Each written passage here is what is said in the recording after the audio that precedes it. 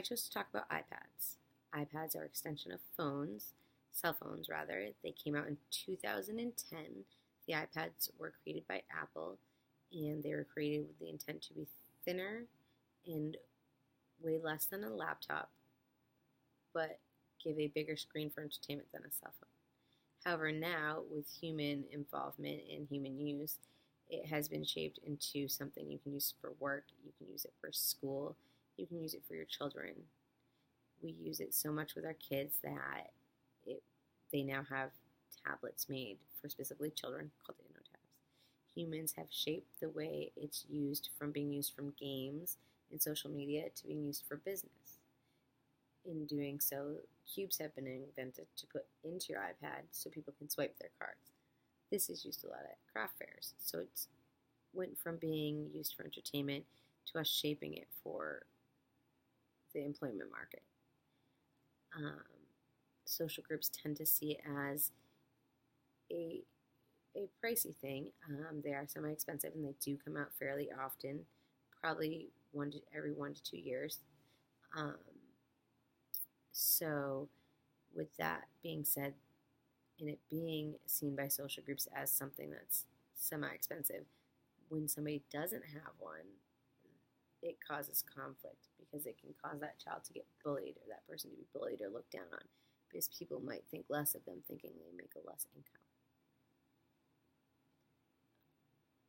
One of the ways it shapes the way people behave is 2 ways. In a positive way, it lets people break out, be free.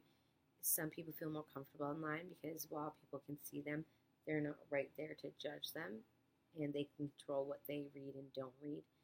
So sometimes it makes people more themselves. However, it is also shaping the way we talk to people and socialize, which doesn't always give us the right physical and right social mannerisms. It also is making it more, not acceptable, but more normal, I guess I would say, for bullying, because cyberbullying has become a problem. iPads are easily used to upload videos and pictures, and social media is so obtainable on them.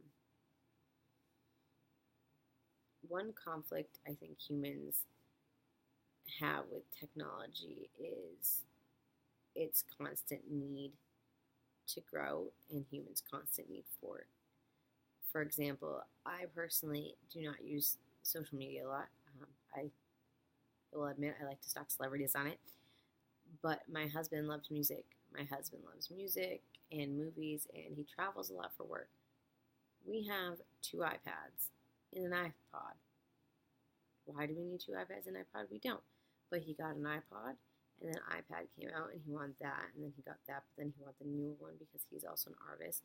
So the one that came out with the iPad pen was better. This conflict is constantly making people crazy. People are waiting for new updates and new deadlines, spending money on things they don't need or money they don't have just to be part of the status quo. I think it's best described like the autonomous robots. In one of our TED Talk videos, I believe it was the kill decision shouldn't belong to a robot. I believe the gentleman's name was Suarez, but he discusses fully autonomous robots, how they are now capable of making critical decisions on their own. It seems crazy, but if we're not, like Kevin Kelly says, he says, it's amazing, but we're not amazed. If we're not amazed by these things, even if we're just expecting them, are we going to notice when something happens, like an autonomous robot can start to make decisions on his own? Technology is scary. Technology affects human relationships, not just in the way that we communicate with one another, but also the way we communicate in our everyday work. For example, I don't get messages from my daughter's school for them calling me to tell me she needs to go home sick. I get a text message from her school asking me to call them at my earliest convenience. If I don't call them within a certain amount of minutes, then I get a phone call. I think technology is so rapidly changing and so rapidly used that we take it for granted and we don't realize how much we use it. And we use it so much we're shaping its needs and its aspects, and we're the reason it's constantly updating and new versions are constantly being edited and coming out. And because of that, we're basically creating our own monster and our worst enemy, because we're the ones giving the industry fuel to make more products, to make the things we want to spend our money on. Social media helps define what we buy, but we help define what social media puts out because of our likes and our loves and our shares. It's all an interweb circle that goes through social media and the internet and technology.